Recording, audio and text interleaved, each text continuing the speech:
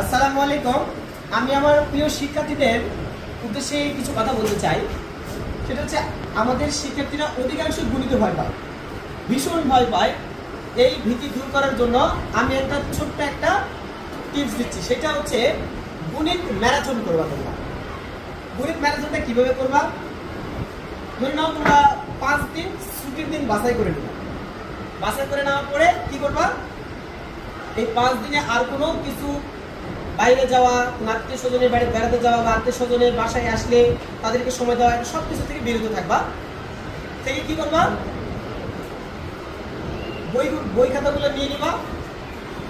একটু পর্যাপ্ত পরিমাণে ঘুম, খাওয়া দাওয়া এগুলো ঠিক রেখে, যদি প্রাইভেট থাকে অল্প সময়ের মধ্যে প্রাইভেটগুলো পড়ে শেষ করে এসে পড়ার টেবিলে অঙ্ক বই খাতা নিয়ে বসে পড়বা।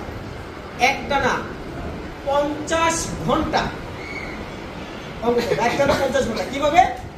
একটানা তো করতে পারবে না, 50 ঘন্টা অঙ্ক করবা।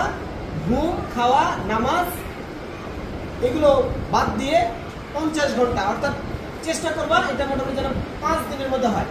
এই 5 দিন অন্য কোনো সাবজেক্ট পড়ার দরকার নেই।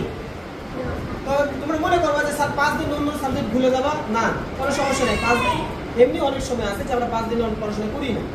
তো এমন ভাবে এই 50 ঘন্টা তোমরা এই গণিত ক্লাসটাকে করবা।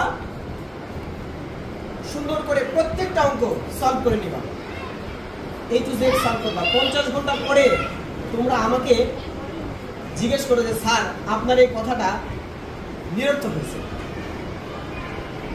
আমি শতভাগ বিশ্বাস করি আমার এই কথা অনুযায়ী 50 ঘন্টা তোমরা যদি ম্যাথ করে দেখো, একটা না ম্যাথে তোমরা যেই পজিশনে ছিল এখান থেকে 80% ডেভেলপ করবা।